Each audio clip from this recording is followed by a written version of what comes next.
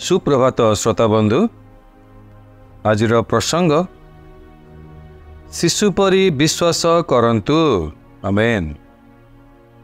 आज मनोनीत शास्त्रांश हितोपदेश 3 पर्व 5 पद। तुम्भे सर्वांतकरण सहित सदा प्रभुंक ठारे विश्वास कर और निज सुविवेचन आउजी पड़ नाही। आमेन।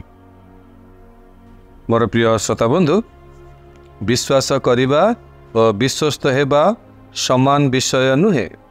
यार भिन्नता को जानिबा अधिक आवश्यक अटे, कारण जो माने विश्वस्त से माने विश्वास करंती बोली भावंती। विश्वस्त हेबा अर्थ सहजरे प्रतारित हेबा, मात्र शिशु माने सहजरे प्रतारित हुअंती नाही।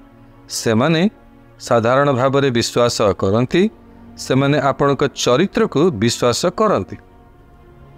जड़े वयस्क व्यक्ति विश्वास करने पूर्व कारण दर्शाइब जे से कहीं विश्वास करिवो, मात्र शिशु मान क्षेत्र में सेपरी नुहे।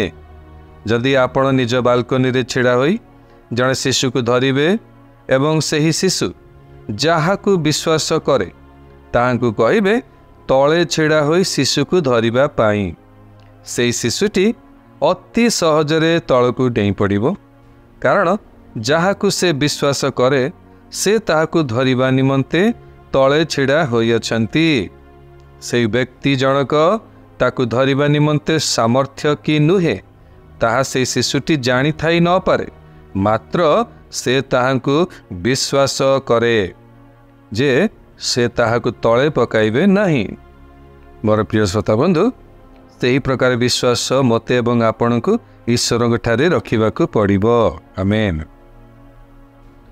माथ्यू लिखित सुसमाचार 18 पर्व 3 पदरे प्रभु जीशु कहले, मु तुम मान को सत्य कहूँगी, तुमे माने फेरी सान पिला परी न हेले कौनसी प्रकार स्वर्ग राज्य रे प्रवेश करिबो नाही। आमेन। प्रभु चाहती आमे ईश्वर चरित्र को विश्वास करू। आमेन। ईश्वर वाक्य आमको कहे जे से केबे विफल हुअंती नाही। हालेलुया। दृढ़तार सहित आपणक आत्मविश्वास को ईश्वर उपरे पकांतु, जेपरि से आपणक जीवन रे ताहांका उद्देश्य सफल करिवे। आमेन। मोर प्रिय श्रोता बंधु, सबुठारु उत्तम विषय एही जे ईश्वर को विश्वास करिबा, कारण से निजे आम जीवनर रूपरेखा विषय जानती। Praise the Lord. अब्राहम को जीवन शिखु से ईश्वर को विश्वास करी ताहांकर अनुगमन कले। आ वाक्य लेखा जाए एब्री पुस्तक 11 पर्व 8 पदरे, विश्वास द्वारा अब्राहम आह्वान प्राप्त हुअन्ते जेउ देश से अधिकार स्वरूपे पाइबाकु जाउथिले आज्ञाबह होई सेठाकु से बाहरी गले। पुणी से केउठाकु जाउअछंती ताहा न जानी सुधा बाहरी गले। ईश्वर आपनकु आजर वाक्य द्वारा विशेष भाव में आशीर्वाद करंतु।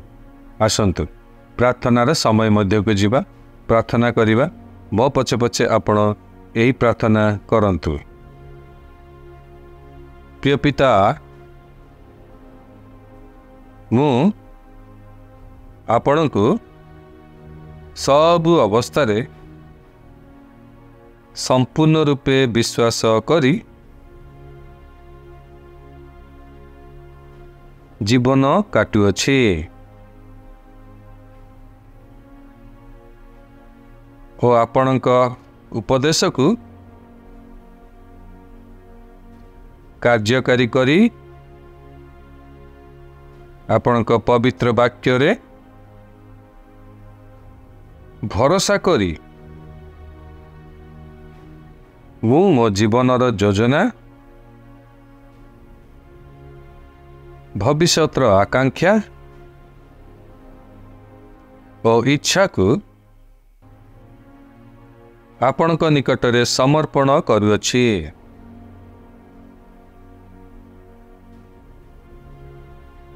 कारण मु संपूर्ण भावरे विश्वास करे जे